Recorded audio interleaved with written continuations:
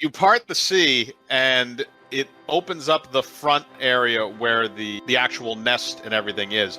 Now, Cham, because he's doing that, the water that you're in begins to recede. To find like an area to jump to for to stay hidden. Yep, you can do a spot check to see if you can see anywhere in the room that maybe you can stay hidden in the shadows, which is very likely. I rolled a 15 plus 1, that's a 16.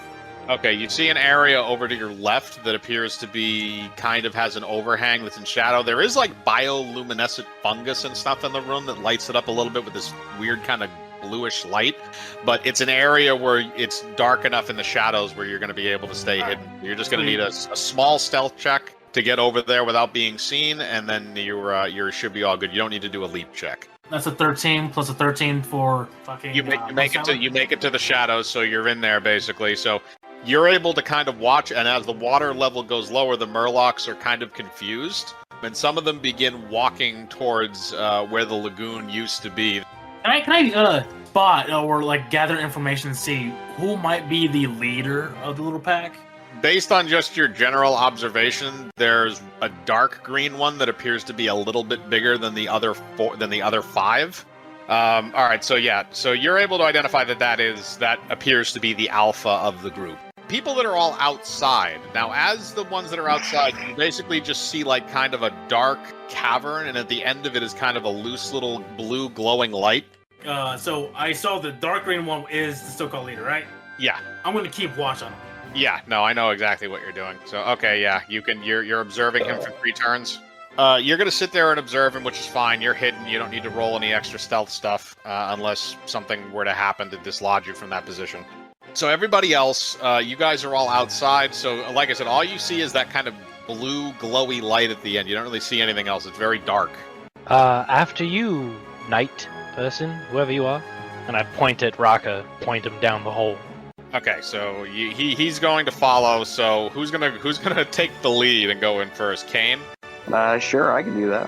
All right, so Kane, you're gonna walk in first. Raka's gonna follow. So basically, what's gonna happen is that you guys walk down the tunnel, and as you start getting to the end, you start hearing a lot of type of noises coming from the end of the tunnel, and you also see little shadows start to kind of creep up.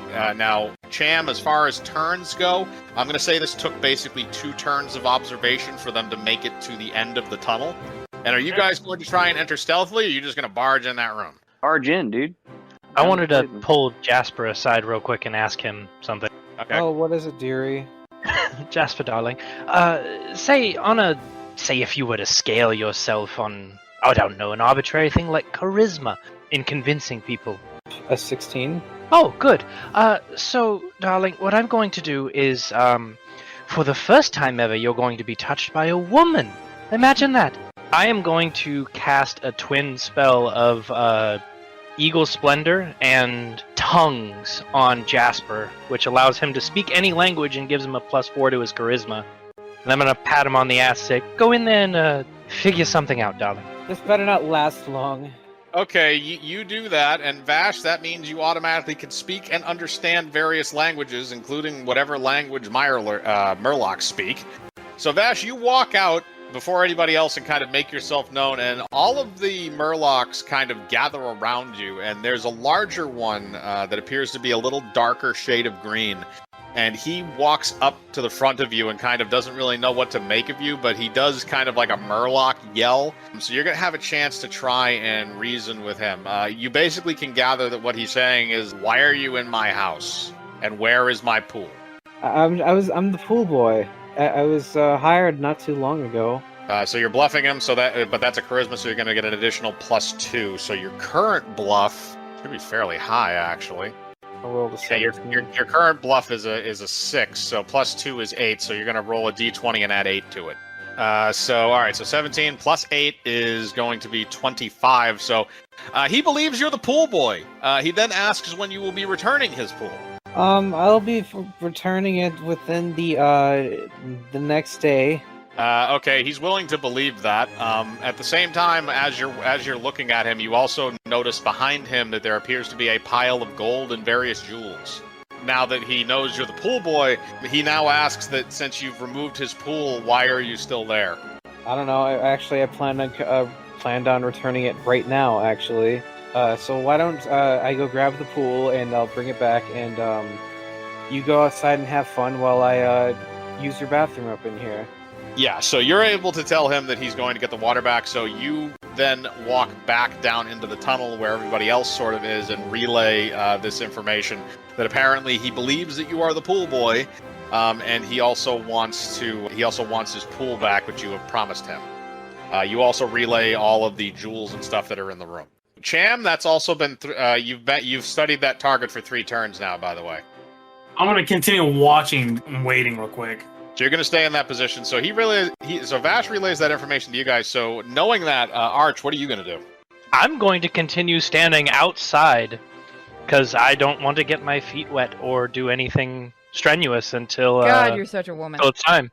Fuck it, I'm gonna use my fucking attack. You're going to use your death attack on the big guy? Yep. Well, I rolled. It was a 15. Alright, okay, so 2 and 5, so that's 7. So he would need to roll a 17 DC saving throw, so you'd have to roll above a 17 to not die. He rolled a 13. Okay, so yeah, no, you jump out of the shadows with your daggers drawn, and you got the spare one in your tongue, and you sink all 3 of those daggers into his back and basically carve out his throat from the backside, and that Murloc goes down in a heap of bloody, nasty, froggy mess. There were 6 of them in total. You killed the biggest one. The other 5 are going to roll initiative, and everybody in the tunnel, by the way, you guys are not involved in this until you actually enter the room. So, Alright, I'm running in. Okay, so Kane, you're going to run in. Raka, you're going to run in. Vash, you're going to stay and watch the carnage? I'll run in. Okay, and Arch, you're going to go in there too? Absolutely not. Vash, Raka, and Kane, you guys all go in. So I'm gonna roll 5 d20s for the Murloc. Yep, roll for initiative. Everybody's gonna roll for initiative. The Murlocs rolled low. That's 19 plus 5. That's 24. All right, so you have a 24. My plus initiative is plus 4. It's going to go Cham, Kane, Raka, Murloc 1, Vash, and then the rest of the Murlocs. Cham, you're gonna get first dibs. There's 2 of them that are flanking you right now. They're roughly the same distance away. They're on either side of you. All right, I'm gonna go for the right, the one on the right. I'm gonna attack him with all 3 of my fucking daggers. Okay, roll for attack. That's a 17. The other one is 15. Oh, that's an 18. All 3 of them will hit. 6, 5, and 4. Plus 3. That Okay, is well- an 18. 18 damage? Yeah, you carved that thing up. It's dead. You sliced open its throat and then stabbed it a bunch of times in the chest. It's dead. So now it goes down to Kane. I'm just gonna do something simple. I'm just gonna shoot one of them with my crossbow. You're going to use your crossbow. So yeah, you can aim at any of the 4 remaining targets, because Cham killed the main one and he also killed one of the underlings. You still have 4 underlings remaining. Okay, so that's whole thing is 13. So yeah, you're going to miss that. Damn. Okay, yeah, then you miss. So we're going to go down to Raka. So you're next. Alright, well then I'm just going to go ahead and cast Divine Favor, which will give me a +2 to attack and damage roll. And then I'm just going to go in full swing. You can go ahead and do that, and you're getting the +2 from the spell as well. 2 plus, that's going to hit. Alright, that's 7 damage. So you cleave with your sword, and you slice one of the Murlocs like across the abdomen. And he begins bleeding out pretty profusely. You got him pretty good. He's not doing so well, but he's still going to be able to attack. So now it's going to go down to Vash, because the Murloc that was originally supposed to go was the one that Cham killed. Okay, I'll just use a dagger. All right, so that's 21. So you hit. So you're going to be able to roll damage. So that's going to be 1d4 plus 1. So when you threw that throwing knife, you threw it at the one that Raka had cut in the abdomen before, and the knife actually goes right into his eye and right into his little Murloc frog brain, and he kind of just gurgles up a bit of like blue liquid mixed with blood, and then he falls over, and he is dead. You killed him. You can also go grab the knife out of his eye when everything's done too. So I'll just have my little panda just lick the blood off clean or something. he has a bloodlust now. That Murloc is dead, so there's 3 of them that are still left. So one is going to go after Cham, because Cham's right next to him. So he missed terribly. So then the next one is going to go up, and he is going to try and attack Raka, because Raka's standing right there. Oh, he rolled a nat 20. Okay, so he is going to hit. However, he's just swinging with his little Murloc claws, so that's only going to be 1d4 damage because he's significantly smaller than you. All right, so it literally rolled a 1, so he just kind of like nicks you a little bit. You got hit by 2 damage because it critted. So now the third one's going to go, and he is also going to attack Rocket because he's the biggest thing, and he misses horribly. So 1 Murloc hit out of that group, so now it goes back up to you, Cham. Wait. That one's 11 plus 9. That's 20. It's off 20. Okay, that will hit. The other one's a 8. That's a 17. That will also hit. And the other one's a 3, so that's 12. The last one will miss. Yeah. But the first 2 will hit. Oh, that's 2 6s. Oh, shit. That is 14. 14 damage? Okay, you eviscerate the next one, too. He's down. So now there's only 2 of them. Okay, he went to swipe me. I just, used my 2 fucking knives, cut up his arm, and fucking go for the face. Yeah, no, you stabbed him, underneath the chin and, up into his brain, and when he tried to swat at you, you used the other knife and cut his hand off. Yeah, that one is very much dead. So now it's back down to Kane, so there's only 2 remaining. There you go. You know what? I missed my shot last time, so I'm gonna pull out one of my daggers and just try and stab one of them. Okay, so you're gonna run up and try and just stab one with the dagger. You are within range to do that, so roll for attack. Okay. 14. So that was 14. So the thing is, they don't have any armor on. So yeah, that's gonna hit because they're little fleshy frog guys. 4. Okay. All right. So you walk up and you stab him right in his little froggy guts, and he takes that stab relatively well. He's hurt, but he's not overly damaged. He can still stand up. He can still swing around. So Raka, it's gonna go to you now. There's 2 of them left. There's one that Kane just damaged, and there's another one that is undamaged. So there's 2 left, and There's 1 2, is damaged. I'm going to go after the one Kane just damaged, and just do the same thing I did last time. So your +2 is still in effect. Okay, so that's 2 + 8, 14. That, like I said before, that's enough to hit just because they're not wearing anything. Okay, that is enough to actually kill him. So you run up to him with the greatsword and you stab him directly through the center, so he's skewered on your sword. And his little frog body just kind of goes limp after a second and just dies right there on the sword.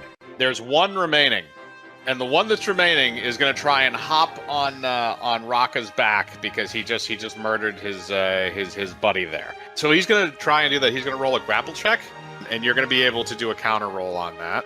Ooh, my God. Okay, Raka, you're going to get an attack of opportunity because he's going to fail miserably at this. He rolled a 1. I'm going to say just because he rolled a 1, I always count those as critical failures, so you're getting an attack of opportunity with your weapon. Oh, dope. Yeah, that's enough. That's more than enough. Yeah, that's enough. You turn around with your greatsword and you cleave that motherfucker in half. So his body parts just kind of spray everywhere, and the 2 halves of him fall on the ground. All the Murlocs are dead. You now have a big pile of treasure sitting there. I'm gonna look at the others this is enough money to help fund whatever we need to save the princess. You guys walk up to the pile of treasure, and basically what you find is there is about 400 gold pieces. In addition to that, you find 2 rubies, 2 diamonds, and 1 emerald. I'm snatching the gems. Okay, you're just going to take them. So is anybody going to stop him, or are you just going to let him just take those gems and stick them in his bag? I'm just going to grab him by the back of his shirt and tell him that the church needs its tithy and hold my hand out. You're going to give him 1 gold coin? Yeah, I'm not with his church, so I'm just going to give him 1 gold coin. He's just going to look at... I'll pray for you, sir.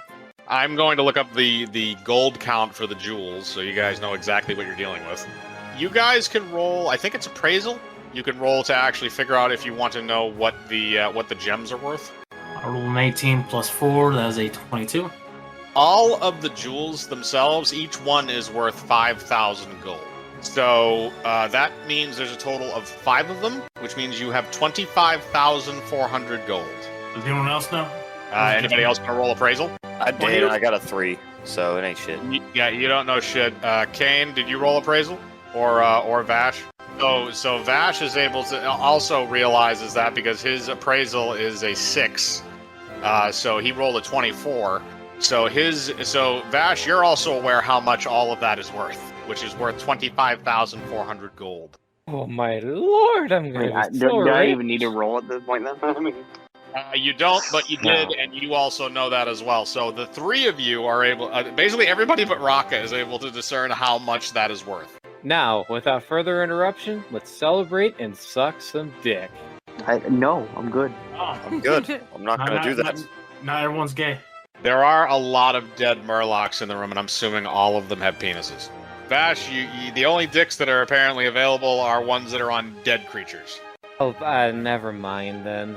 Alright, so you guys are able to grab the gold and the money that's there, and you're able to transport it out.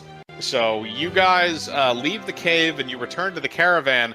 You see that Arch's character, Sarah, has killed the sailor, and is apparently, Arch, how exactly did you put it, using him as a chair? So she's set up on the shoreline, using the dead sailor as a stool while she pokes at a campfire that she's made, waiting for you guys. What kind of Ed Gein bullshit is this? He is evil. Oh, hello, darlings. Did you have fun? Ribbit. Jasper, what did he say? I'll translate that to you. He says, "I'll be honest, I'm kind of retarded." Ah, agreed. Okay, so you guys now have all of that, and since you also have the paddy wagon, you also have a place to put it. So you can stick it in there, and that is the completion of the side quest. Do you know where Correct. the sailors are? Well, there's one below me, and the rest are in the water if you'd like to go for a swim. Yeah, no, they're all fucking dead. We could try to find the corpses, and you could unleash watered zombies. Now, that is a wonderful idea. If you could drag them back to shore, we would have we'd have a sufficient force to pull the carriages without having to waste the horses. So you're gonna have to roll a spot check if you want to try and dredge up corpses. That is a 17 plus 1, that's an 18. Alright, you're able to see two bodies that appear to be floating in the water. I'm gonna point it at them. So with those two bodies and all the dragonborn and everything else that we had on the shore, how many do I have? Okay, so you reanimated the 15 dragonborn, and you also reanimated 3 of the sailors, 2 of them that are floating in the water that are now reanimated and swimming to you, and another one that you are sitting on. So you guys have that, so you got an additional 3 zombies in addition to all of that lovely, lovely jewels and gold. Now that you guys have completed your little side quest, Lorna beckons you all back to the paddy wagon so you can continue to the Xorn Oasis with your posse of zombies. Alright, shall we head along? Alright, so you guys pile back on, and you guys make your way to the Xorn Oasis. Now, once you arrive at the Xorn Oasis, you see that there is, it's like a kind of like an inlet that empties into a lagoon, and that lagoon has a few little small structures on it, and one rather large one that appears to be some kind of either a barn or maybe like a small, like a large cottage or something like that. There's not really much else around. Most of this area is actually covered by relatively thick jungle. It's pretty much what's left of the elven forest now that the rest of it is deteriorated into like corrupted, dark, magical beings and burned out and destroyed trees. So you guys arrive there, and basically Lorna leads you to this rather large cottage. She helps Raka's griffin take in Dralek, who's still pretty much unconscious and immobile. His wounds were much more severe than the rest of yours, so he's going to take a little bit longer to recuperate. And they lead him inside and basically kind of prop him up on using his arm and stuff like that, so that way they can kind of get him in there. He doesn't have to put so much weight on his feet. You guys can go investigate the cabin. You can look around the area, and or you can talk to Lorna. I'm gonna look around the base in the cabin. You're going to look around inside the cabin, so that's going to be are you searching for anything specific, or are you just looking around?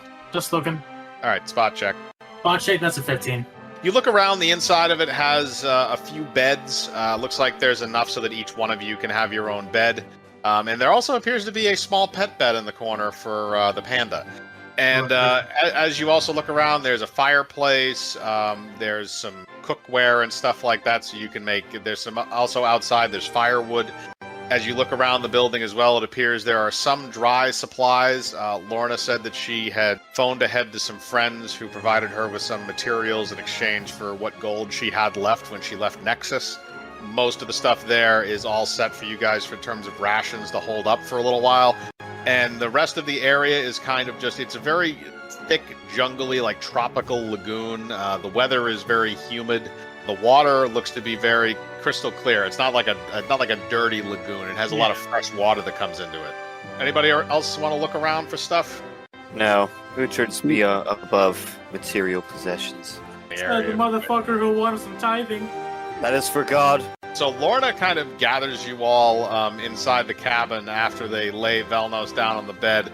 She basically tells you that she's going to go do some reconnaissance to try and figure out where the princess is so that maybe they can go rescue her. And while she's out doing that, you guys just need to kind of relax, lay low, recuperate, and maybe just, if you want to look around the area and see if there's anything useful, that might be helpful. I was trying to search for things, but apparently I'm pretty enraptured in just the scenery. You were looking around and you saw your reflection in the water and just kept looking at it. Because our paladin is over there making a little manger, so I'm building a corpse body pyramid. Are you doing like a cheerleader pyramid of Oh zombies? God, yes, he Absolutely. is. Yes, that's absolutely what it is. So what I'm going to have you do is I'm going to have you roll 1d20, and I'm going to have you add your dexterity mod, but that d20 is going to be for the organization of the zombies to make the pyramid. Okay, and just because I'm going to Oh, desecrate the ground, which makes my undead more powerful, just for fun. It's a spell called Desecrate that it basically turns 20 feet in a circle around me, a 20-foot radius, into a just horrid, tangled, horrible mess based on my alignment, which is bad. So you do that. Oh, 18. Okay, and then I said to add your dexterity to that, so is that... Dex is 0. Dex is 0? Okay, so you rolled an 18. So yeah, the zombies, it takes them a little bit to kind of get the idea down, because again, they're zombies. But they do manage to make a pyramid, so 4 of them stretch out on the bottom, then 3, then 2, and then a single one standing atop. They stay like that. They don't move. The rest of them have formed a seat for me to proclaim the god Hexdor from. So yeah, so the rest of them then proceed to do that. So you were just chilling in a very large area full of corpses. Although, to be fair, this is entertaining for both Vash and the panda. And I just scratched behind his ear as we all watch.